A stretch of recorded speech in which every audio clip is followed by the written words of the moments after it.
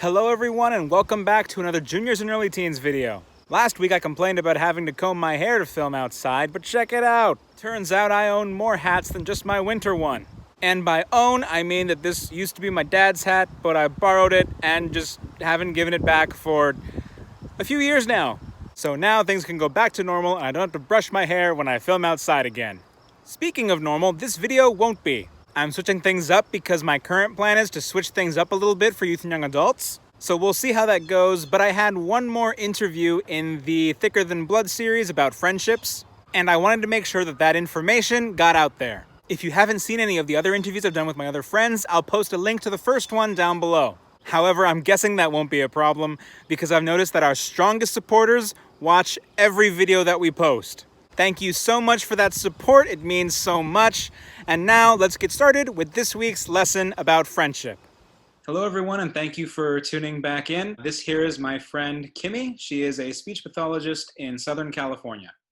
And she's there with her housemate's dog, Princess. What are character traits that you look for when making or keeping friends? I personally look for someone who's going to help me grow as a person, that pushes me to be a better person, because in the past I've had plenty of friendships where I thought they were good friendships, but at the end of the friendship it made me realize that they made me become a worse version of myself. It's just really important to keep bettering myself, I think, feeling productive in that way. So for me, like, I tend to be someone that doesn't really step out of their comfort zone. I'm very type A, and I like things a certain way. So I tend to be drawn towards people that are quite the opposite of that, that are very easygoing, who are a little bit more spontaneous and brave, and like to experience more, because it's not like I don't want to experience more, it's just that I'm too scared to, or I'm too stubborn to be more easygoing and everything. Having friends like that are quite opposite of me in those ways. Yeah, someone who's pretty opposite, but in the ways where, like, we still have the same principles, we still have the same beliefs and everything, because I think it's hard to be friends with someone who lives their life a completely opposite way, in a way that you might not really be able to relate to or approve of or be supportive of.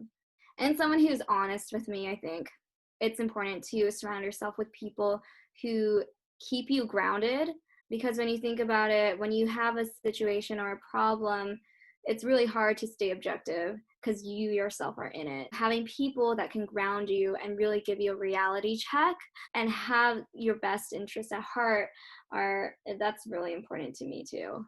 Are there any Bible verses or stories that can teach us how to pick good friends or how to be good friends? The story of Ruth and Naomi, where Ruth is like Naomi's one of Naomi's daughter-in-laws, and like there's this other lady, her name's Orpah, and Orpah decides to leave Naomi, but like Ruth is like, no, I'm gonna stay. That story with the verse from Ruth 1 verses 16 through 17 saying, don't urge me to leave you or turn back from you. Where you go, I will go, and where you stay, I will stay. I think that's a really good verse about friendship, because I mean, obviously, we won't tell our friends, like, I'm gonna stay with you forever, like physically with you forever. But in friendships, it's important, right, to let each other know that you're there for each other. As we get older, it's hard. I think it gets harder to really be that loyal to that extent, because we get busy with our own lives. We have more responsibilities, whether it's like work or our own families or other things like that. But I find comfort in knowing that there are people out there that care about me so much that they might not be able to realistically drop everything whenever I need them, but they'll do whatever they can to the best of their ability to let me know that they're there for me. And that gives me some peace of mind. When it comes to friendships, for me, I've had a lot of bad experiences with friendships that have made me feel a little hesitant to get close with another person.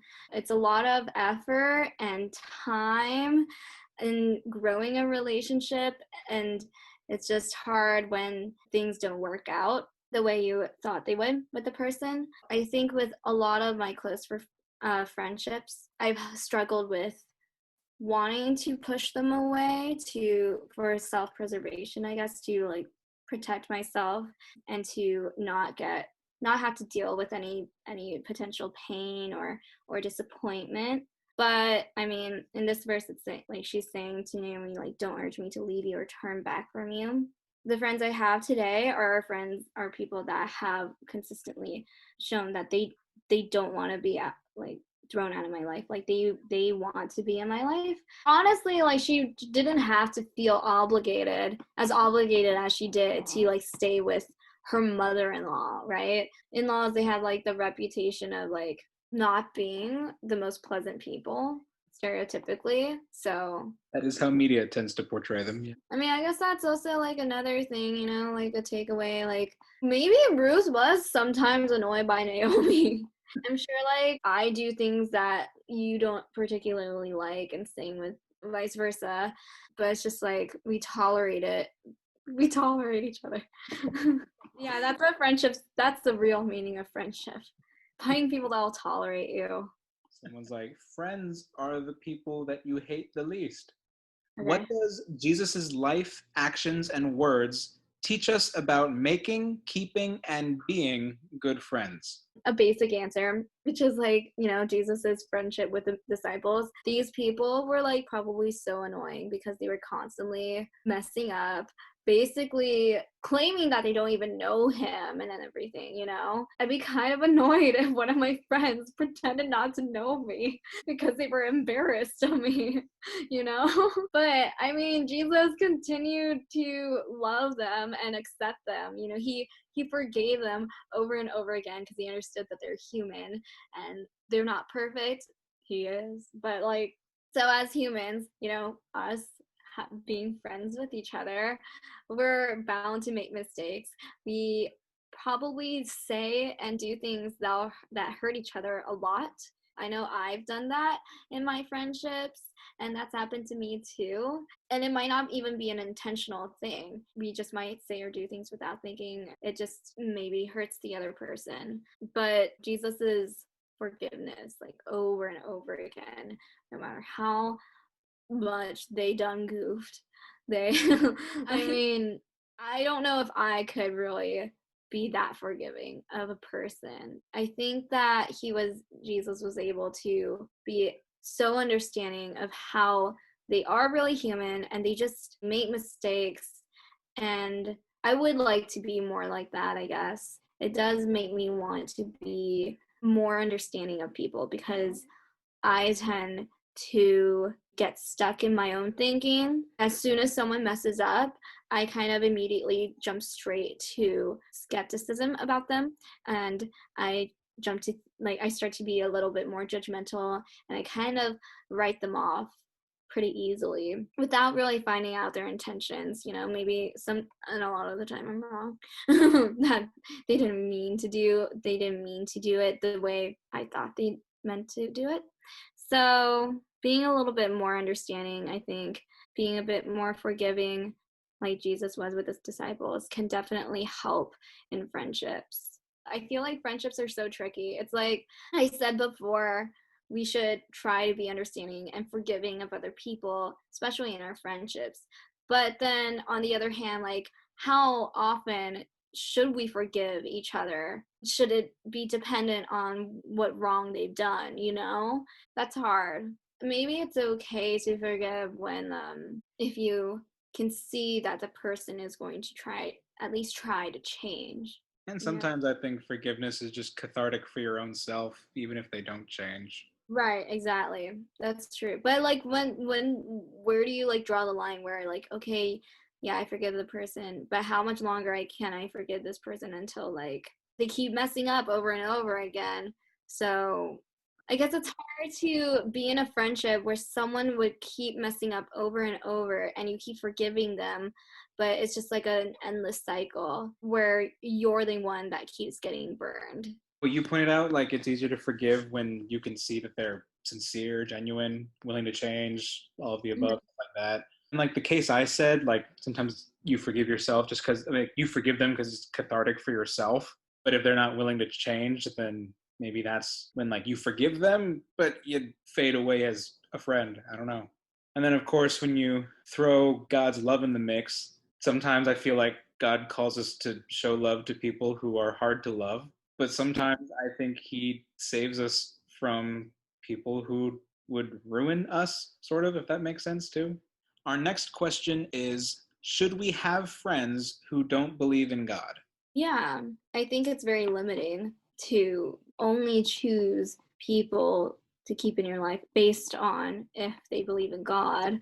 I would encourage someone to try to surround themselves with other people that share the same beliefs and such so that they can grow and they can have that kind of community. But at the same time, I think that saying that you should only be friends with people who believe in God kind of implies that people who don't believe in God aren't worth your time or effort, even a conversation. I think it's a good opportunity to like witness to others who don't believe in God, to like just share the news about God. But at the same time, you shouldn't be friends with people with that one reason in mind.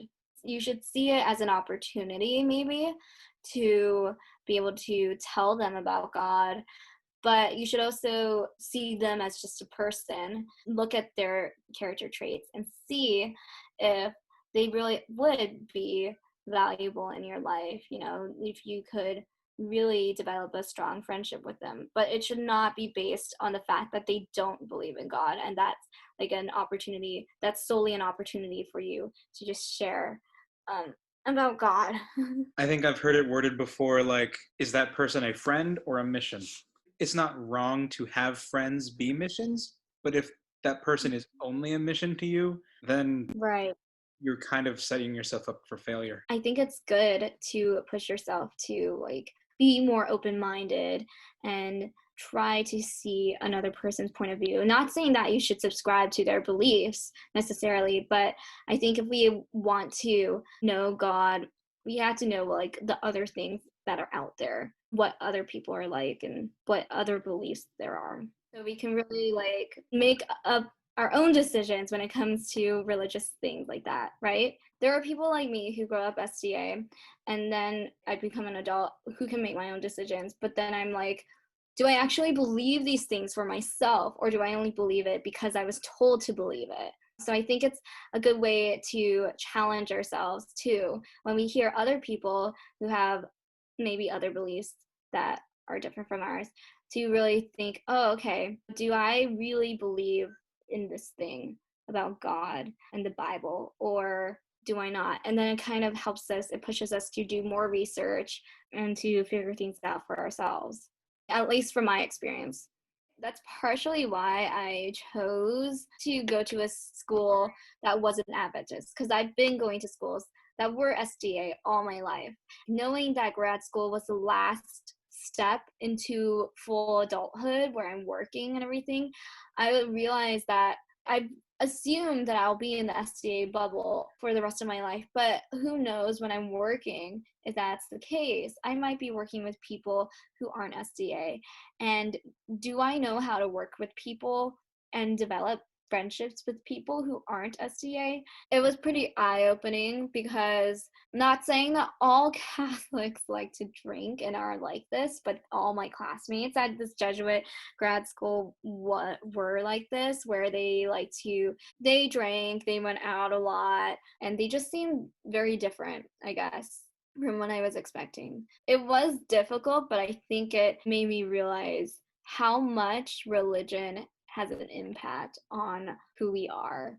Even though I consider myself very liberal and I don't really know much about religion, religion has had a deep impact on me because I couldn't really relate to those people. I couldn't see myself being able to adopt their lifestyle for the sake of being friends with them. Should we minister and show Christ to our non believing friends? And if yes, how? Yeah, I think so. I think it wouldn't hurt. I mean, I think that it's hard to minister when you don't have a relationship with Jesus or God already. It's hard to tell other people about someone when you don't really know them. I think that's the first thing you should have. And then, yeah, I think it is really important to minister to other people because that's kind of what we're told to do as believers. We're told to go out into the world and tell others about him. It's a lot easier said than done because there are people that will be receptive to it, and there are other people that might be a little bit more defensive or a little bit more challenging, which again is another good reason why you should have a strong relationship with God. So you know how to provide the responses, the answers that they are seeking. I think that, oh, yeah, well, this is important. When ministering to others, though, I do think it's important to not shove it down people's throats. We want to be able to understand that these are people that may have never heard of Jesus, or they might have, and they might have already developed their own opinions about him.